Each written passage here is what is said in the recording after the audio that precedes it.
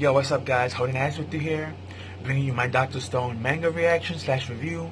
This is chapter 114 titled As Science Slightly Burrows Through the Stone. So if y'all want to read along with me, link will be in the description.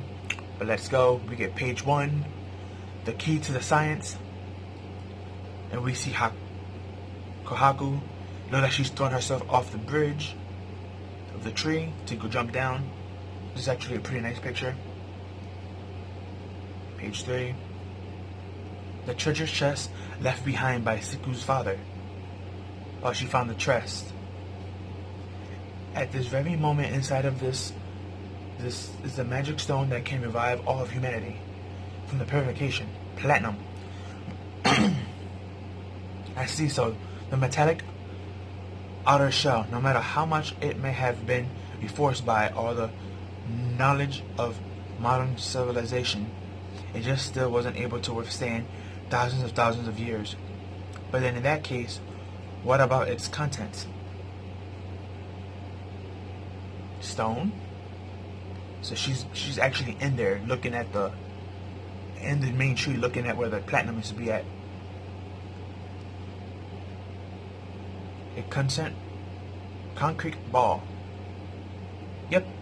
If you wanted to keep something safely, it's the cheapest and most simplest way to ensure that it can be preserved for the extended period of time.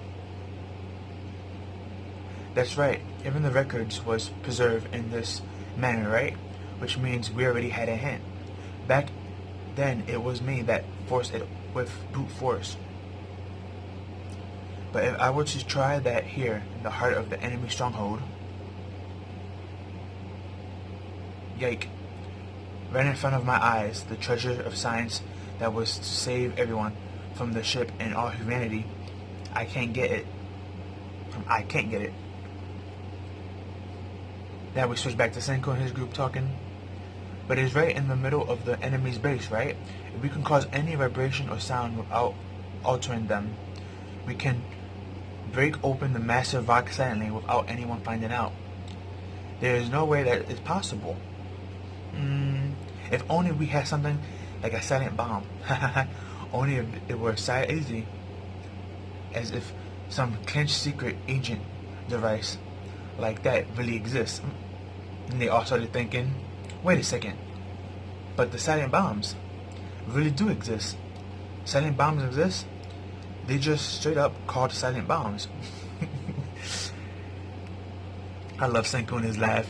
Oh, he's about to make something. It's a brand name of a device used to break concrete in resident areas so as not to cause noise. Their official name is known as static crushers. It's even more direct of a name. If you take this emerald green liquid and you mix it with this powder, there's no way he's up to any good. If you mix them up, they totally go kaboom, right? Let's give it a try. Huh? What are you doing? Coo. I said it was a silent, right? That means it won't blow up. It just makes plaster. Plaster? You mean these things they use to make busts and statues and classrooms art? Plaster choir. Okay, so he made plaster. Oh, he made a whole bunch of it and he put it on the monkey drone and he sent it off. Hey, can you hear me, Spy Time? It's finally time to begin your missions. Operation Unsteal the Platinum Storage Treasure Chest.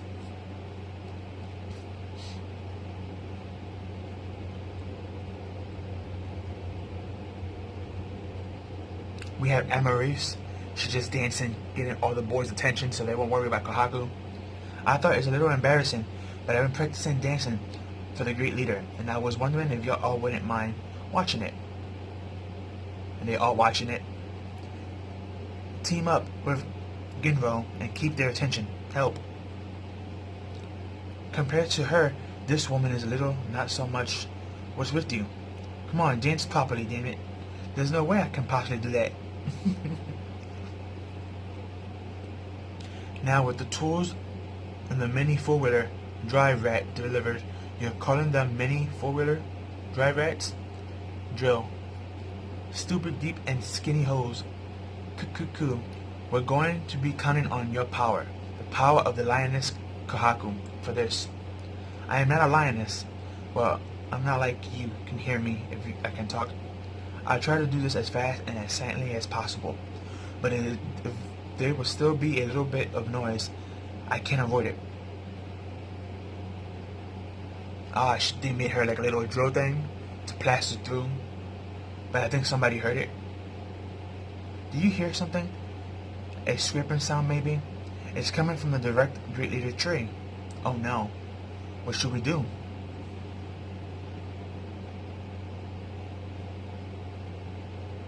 Oh wow, we have Ginro now dancing with like a staff. But he's more like fighting stance. He's getting the guy's attention so they won't go to, the tree. My spear. What the hell are you doing? A spear dance. That's how I dance, huh? Thank you, Ginro. But if you can't do some kind of spear dance, then we'll get caught right away. He starts doing a spear dance. That's funny. Oh wow, and with the spear he keeps hitting the ground. So he's covering the noise while dancing. That's smart. He's actually being useful. And everyone seems to be liking the dance combo too. That was amazing. How did you learn to use a spear like that? Well, I'm aware of my village after all. But since I was always trying to escape without even having to actually fight, I ended up learning a bunch of flashy spear moves that looked really impressive instead. So I spent all my time practicing stuff like this. I mean, if it was to save our butts, but quietly trying to say it as if I were something cool. Okay, Kohaku made a whole bunch of little holes inside the ball of cement, and it looked like she was absorbing something out of it. I guess the platinum, but in liquid form. There are 2 different kinds of chemics we sent out over. Shove them into one of the holes you made, test tube and all.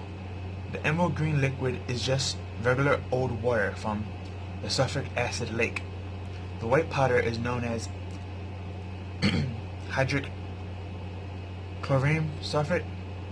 First you mix some powder shell in with them heated sulfuric acid. Once it forms a white mass, then you take all the shells and aluminum, and I guess you don't need the explanation right now. Not like I would understand it anyways. So I use this wage like a cork and set it right in. After that, you just leave it alone to mix in the hole, and the plastic crystal will burst into existence. So what's happened then? Explosion. That tiny, creeped little hole, our lovely plaster will have nowhere to run to. It will suppress 300k of power within 100 kilometers, and it will explode from the inside. I shoved it in there noontime. I wonder if it's ready. Well, let's see. So Kohaku leaves and comes back, I guess, and she looks at it and it actually cracks open. That's a beautiful picture. Senku, I don't know what may await you in the future, but at the very least, this treasure chest, these rare materials are a gift to you. You gold, diamond, and platinum.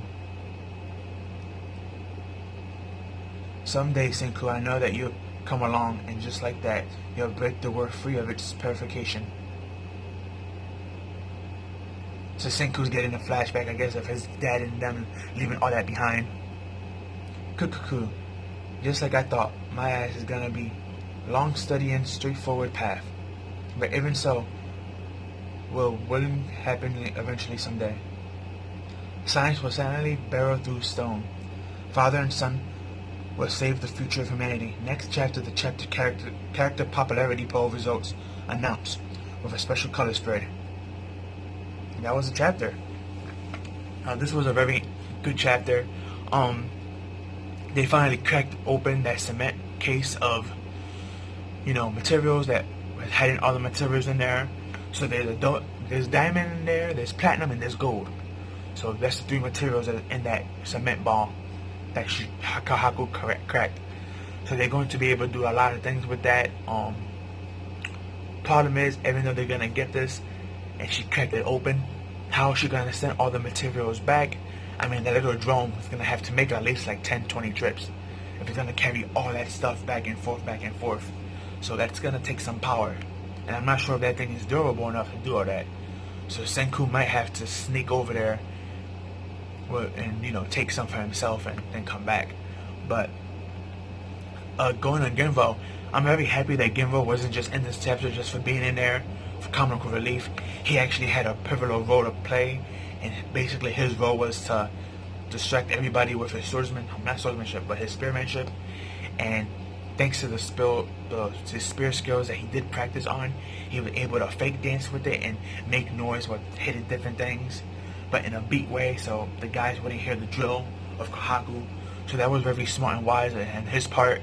And the fact that he was able to catch on and do that without him being told to, that made him very useful. So even though he's a scaredy cat of the group, at least he was able to actually do something on his own and be useful. And again, I like, hopefully I'm pronouncing her name right, Amarith, the new chick that we got on the crew that's helping them infiltrate. Hopefully she stays as the main character and she stays with the group, because I actually like her character a lot. I think she's cool, and I think her dynamic with them is awesome. So hopefully she stays, and maybe when they defeat the great leader and all, maybe they might actually turn these guys into allies. That'd be kind of cool. But it was also foreshadowed that Kohaku's gonna eventually fight that one guy, so can't wait for that. But yeah, this was a very good chapter. Let me know down below what you like and didn't like about the chapter. How do you feel about them obtaining gold, platinum, and diamond and stuff? And how do you think they're gonna, now they have the option to get it, how do you think they're gonna be able to take that back to Senku in the science lab and stuff like that with that one little drone? Do you think they're gonna be able to keep up this facade? Maurice and Ginro, just let me know how you feel about it. But that's all I have for you guys. Peace out, have a good one.